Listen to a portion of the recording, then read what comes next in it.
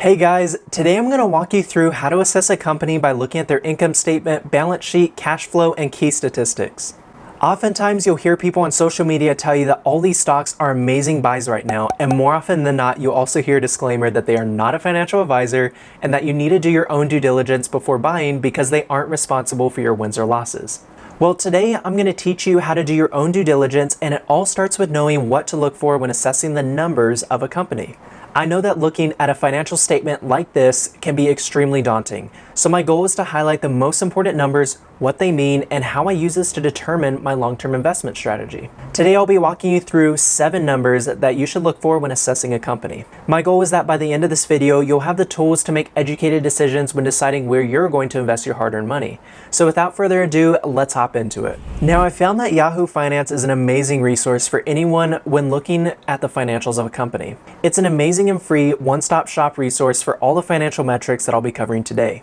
We're going to take a look at the income statement first and the most important number that I look for on there. Clicking on the Financials tab, you'll be brought to the income statement. The main thing that I look at on the income statement is total revenue, which is the first line here. Now, this is a measurement of financial performance as it shows how much of a company is bringing in for the sale of its product after the cost of merchandise is removed but before accounting for other expenses. What I like to see is that a company has strong year-over-year growth in their total revenue.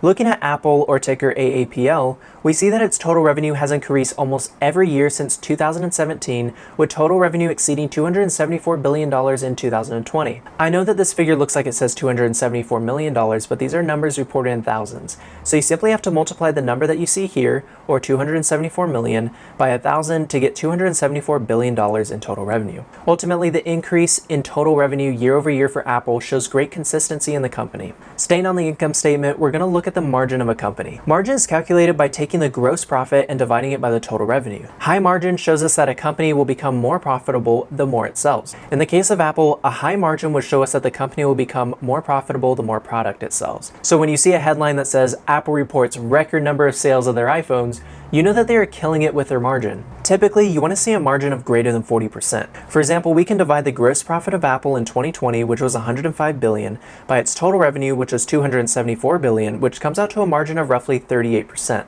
Next, we're going to come over to the balance sheet, which can be found by clicking on this tab here.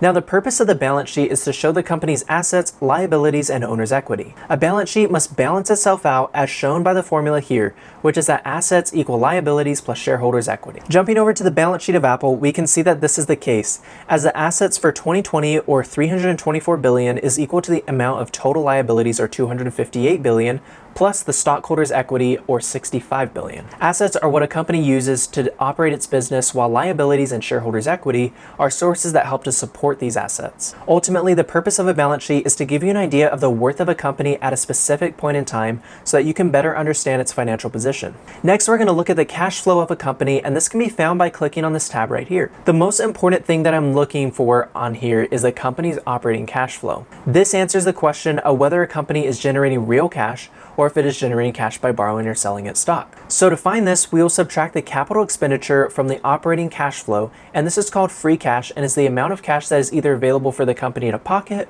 or to reinvest. Taking a look at year 2020 for Apple, we see that its operating cash flow is $80 billion. So we're going to subtract the capital expenditure from that, or $7 billion, to get a figure of $73 billion.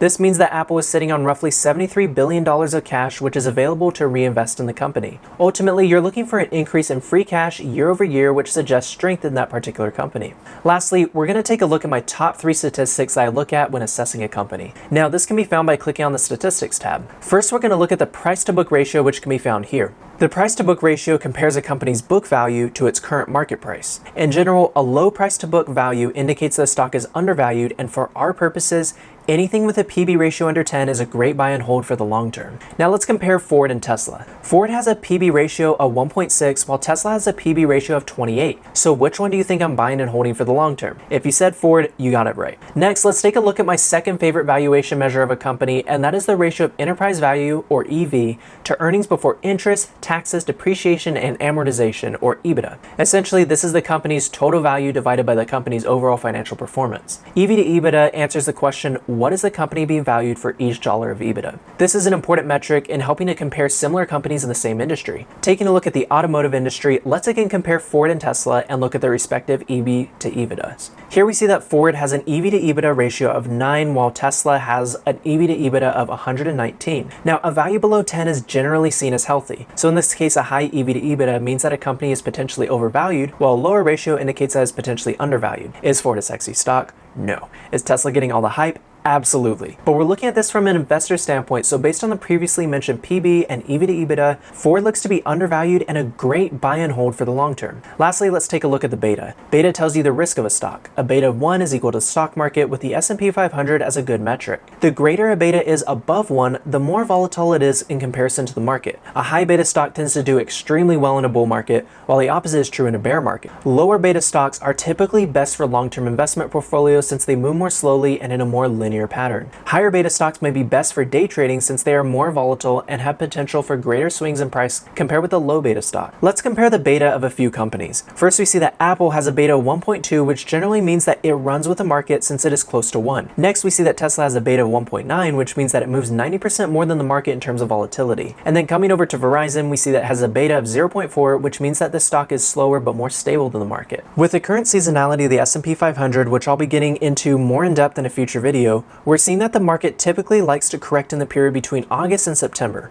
So which of these stocks would have the potential to drop the most? If you said Tesla, then you're right, because stocks with betas higher than 1 tend to go down by that same amount. In this case, if the market dropped by 1%, then we'd see Tesla drop by 1.9%. Now, given how oversaturated current market conditions are, we could easily see a correction of 20%. What does this mean for Tesla? Well, 20% times the beta of Tesla, or 1.9, equals 38%. Given that Tesla is currently at around $700, we could see a move down to around $450. Now, you may be wondering, how can Tesla fall between $200 and $250? But keep in mind that stocks take the stairs up and the elevator down. As always, I could be wrong on this one, but given how overvalued Tesla is, this idea of it dropping is not totally unfounded either. So there you have it, guys. Those are my top 7 things to look for when assessing a company. You now have the tools you need to make an educated decision on whether a company is worth investing your hard-earned money in. Now, if you got some value out of this video, make sure to like and subscribe for more content like this. I make a ton of content about investing, trading, and the stock market in general, and my goal is to offer you a simplified approach to the stock market and to ultimately help you to achieve your financial goals, whether it is through trading stock short-term or investing long-term. The markets are one of those unique wealth-building opportunities with potential for unlimited gains. Inherently, I know that the markets can be a really risky place, but the more educated your investment decisions are, the more likely you'll be consistently profitable. Anyways, I'm so excited to be building a community of individuals who are as passionate about the stock market as I am. And just as a reminder, if you have any friends or family who are new to the stock market, feel free to send them over here to the channel so that we can get this money together. So thank you so much for your time, and I can't wait to see you all in the next one. Peace.